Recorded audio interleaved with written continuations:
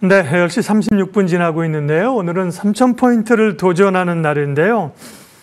머닝 전략과 섹터 이야기 조금 더 깊게 이야기 가겠습니다. KB증권 프라임클럽 민재기 팀장님 오셨습니다. 어서 오십시오. 안녕하세요. 시장이 조정을 기다리고 있었는데, 그죠? 네. 중동 리스크 때문에 조정이 오는 듯 하다가 다시 치고 가서요. 투자자들이 마음이 좀 급해지기도 합니다. 3,000피 목전에서 역시나 비중 확대 의견을 주시나요? 네.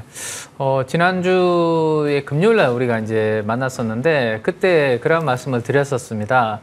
이번에 중동의 지정학적 리스크는 단기적으로 좀 과열된 부분들을 조금 식힐 수 있는 그런 역할을 할 뿐이지 추세의 방향성을 바꿀 수 있는 그런 내용은 아닐 것 같다라는 말씀을 좀 드렸었는데 제가 생각했던 것보다 훨씬 더 강하게 시장은 움직이는 것 같습니다. 좀 기간 조정이라든지 약간의 숨고르기는 있을 수도 있는 것도 괜찮다라는 생각을 가지고 있었는데 금요일 하루 정도 쉬었다가 그죠? 어제 오늘 바로 코스피 기준으로는 3,000포인트 가깝게 막 다가가는 그런 모습인 것 같습니다. 아무래도 오늘 이제 설명드리려고 했던 내용 중에 하나가 ETF의 영향인데요. 그 ETF의 영향이 꽤 커지면서 관련된 시장을 밀어 올리는 것 같은데, 예를 들어서 어제 코스피에서는 외국인들이 장중에 한 1,000억에서 2,000억 정도의 매도가 나왔거든요. 보통 우리가 이제 외국인들의 방향성에 따라서 지수가 영향을 좀 받는다라고 생각을 하면 어제 같은 날은 코스피가 조금 숨고르기를 했어야 되는 것이 그렇죠. 일반적인데, 그것도 한 10시 반인가요? 10시 이후로 강하게 시장이 밀어올리는 모습을 봤습니다. 50포인트 올랐어요. 네, 특히 조선, 방산, 원전 같은 이런 주도 섹터 위주로 밀어올리는 부분을 봤는데, 외국인들의 매도의 힘보다 ETF의 이 자금의 유입과 그와 관련 유동성의 힘이 훨씬 더 크다라고 일단은 말씀을 드릴 수 있을 것 같습니다. 네. 그러니까요. 오르긴 하는데 이게 워낙 그 순환하면서 상승하기 때문에요. 그다음에 종목도 굉장히 쏠림이 있잖아요. 그죠? 맞습니다. 그 가운데서 가는 거는 20%씩 오르고 못 가는 건 못 가기 때문에 ETF를 통한 전략을 세우자. 그러면 핵심 섹터들에 대한 또 ETF도 굉장히 많잖아요. 네. 어떻게 선별을 해야 될지, 어떻게 접근을 해야 됩니까? 네, 일단 시장에 크게 영향을 주는 주요 섹터들의 ETF의 흐름들을 한번 살펴드리려고 제가 자료를 다 뽑아왔는데, ETF에는 우리가 용어 중에 AUM이라는 게 있습니다. 뭐죠? 네, 쉽게 생각하면 그냥 순자산 총액이라는 건데, 좀 더 그냥 쉽게 본다면 우리 개별 기업들의 시가총액 있지 않습니까? 네. 그렇게 좀 완전히 똑같은 건 아닌데요. 네, 좀 쉽게 생각하셔도 괜찮을 것 같습니다. 그러니까 이 AUM이 증가한다는 것은 투자자들부터 자금을 모아서 운영하는 그 규모가 커지고 있다. 인기가 좀 있다. 그렇죠. 이렇게 이해를 하시면 좀 좋을 것 같습니다. 이 AUM이 높을수록 투자자들이 신뢰를 가지고 또 투자하고 있다는 의미를 가져볼 수 있을 것 같은데, 지금 화면에서 보시는 대표적인 조선의 ETF 중에 조선 탑3 플러스 ETF라는 게 있는데요. 작년 하반기부터 이렇게 한 단계씩 계단식으로 레벨업이 되고 있는데, 최근에도 멈추지 않고 상승세가 유지되고 있는 그런 모습을 보여주고 있습니다. 많은 투자자분들이 조선 섹터가 좋다라는 것은 알고 있는데요. 그 중에서도 종목을 선택하는 건 쉽지 않다라면 그냥 방향성이 조선 ETF가 좋다라고 하니 조선 ETF를 그냥 사면 되는 거죠. 그래서 이쪽으로 자금이 꾸준하게 작년 하반기부터 이어지고 있고, 최근에 우리 예전에는요 공모펀드라는 게 있었습니다.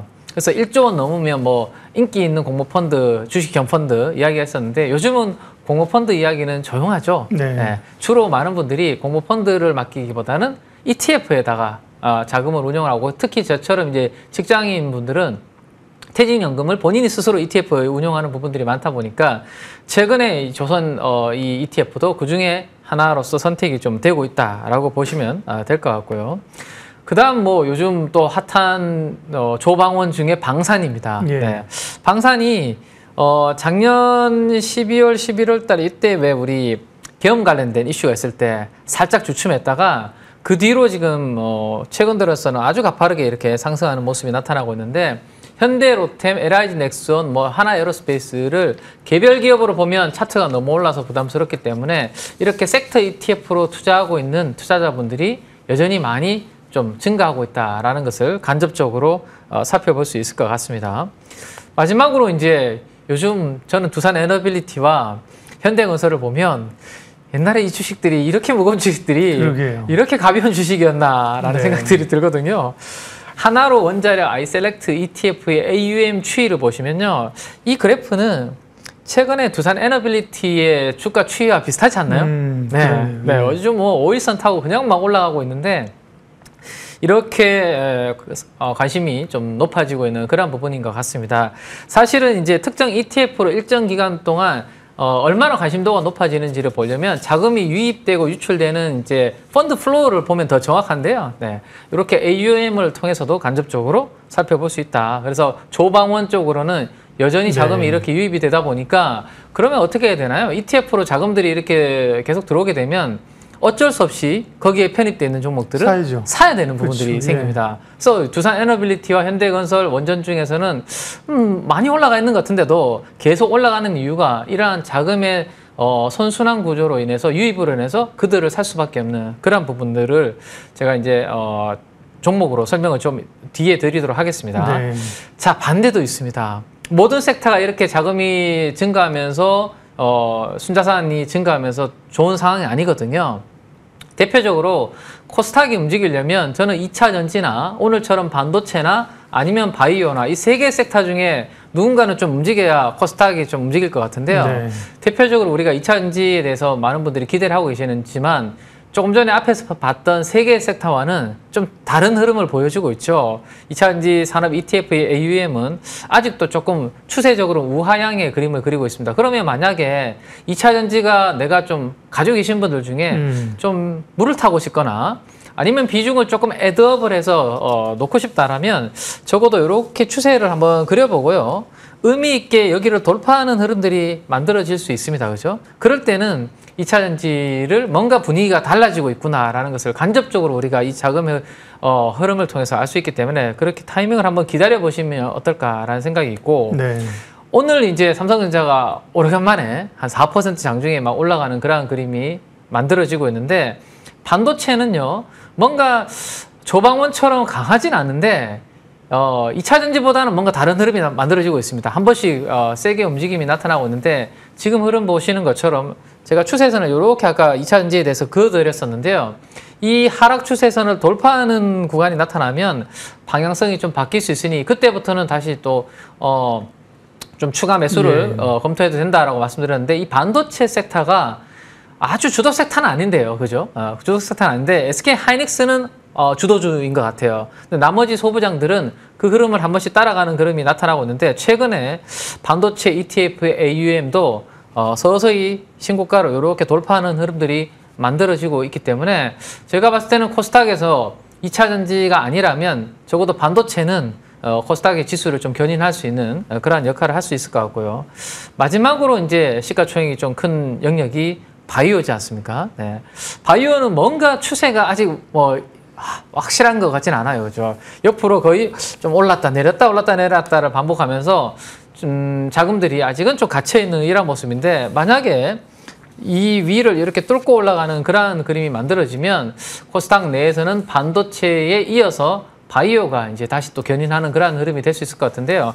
아직까지는 뭐 추세적인 흐름은 좀 보이지 않고 있다. 이렇게 전체 AUM에 대해서는 정리를 좀 해드리겠습니다. 네. AUM이라는 단어, 기준을 통해서 ETF를 통한 핵심 섹터에 대한 전략들을 말씀을 해 주셨어요. 네. 굉장히 이제 인기를 반영하는 거죠. 그죠? 시장의 맞습니다. 인기와 수급을 네. 반영하는 거고요. 그걸 통해서 이 산업의 흐름을 잡고 투자할 수 있다는 말씀이십니다. 네. 시간이 여의치 않아서 일단 관심주부터 좀 가도록 하겠습니다. 오늘 조선 방산 원전 이제 ETF 쪽 얘기를 하셨는데요. 관심도도 한 종목 또 원전주 가운데서 선정을 해 오셨습니다. 네네네. 뭐 좀 전에 우리가 공부했던 것처럼 ETF로 자금이 유입이 되면 그 ETF 안에서 종목을 고르는 것도 그것도 중요한 좋은 전략 중에 맞아요. 하나라고 볼 수 있는데요. 그러면 이제 시간 관계상 원자력 ETF 안에 구성 종목들만 간단하게 한번 보여드리도록 하겠습니다. 자, 지금 위에 있는 종목들 순서대로 ETF에서 차지하는 비중이 높은 종목들인데요. 이 두산 에너빌리티와 현대건설은 지금도 비중이 위로 화살표가 올라가고 있는 예. 그런 상황이기 때문에 뭐 주가 흐름이 뭐 계속 좋다 뭐 이렇게 이해를 하시면 될 것 같고요. 당연히 수익률은 3개월 수익률이 100%를 넘어서고 있습니다. 자, 그러면 이제 아래쪽에 상대적으로 좀 더 오르는 종목 중에서도 이렇게 좀 효과를 받을 수 있는 종목을 한번 선택을 좀 해보면 좋겠는데, 저는 우진이라는 종목 이렇게 빨간색으로 표시를 해놨는데요. 예. 한번 선택을 해봤습니다.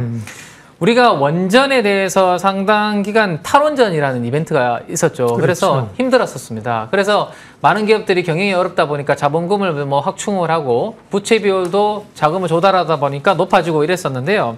우진은 최근 몇 년 동안 자본금이 거의 101억 수준에서 그대로 유지가 되고 있고 부채 비율도 18%에서 뭐 크게 달라진 게 없습니다. 그만큼 이제 경영이 무난하게 잘 이루어지고 있다라는 건데, 그러면 이러한 상황에서 업황만 좋아지면 숫자가 이제 좋아질 수 있는 그런 기대감이 있다라고 보시면 되는데, 이 우진은 원전 관련해서 계측기기 분야에서 좀 독보적인 기술력을 가지고 있는 회사라고 보시면 될 것 같습니다. 그래서 과거에 SMR과 관련해서 이제 스마트 원전이라는 그런 이제 이벤트가 있었는데요. 그때 함께 참여했던 또 이력도 레퍼런스도 있기 때문에 SMR과 관련된 이벤트들이 또 계속 이어진다라면 우진에 대한 관심도는 조금 높아질 수 있겠다라고 말씀을 드릴 수 있을 것 같고, 마지막으로 미국을 중심으로 뭐 전 세계가 지금 원전 건설에 나서고 있기 때문에 2022년도의 고점이 13,000원과 한 15,000원 정도의 구간이 있는데요.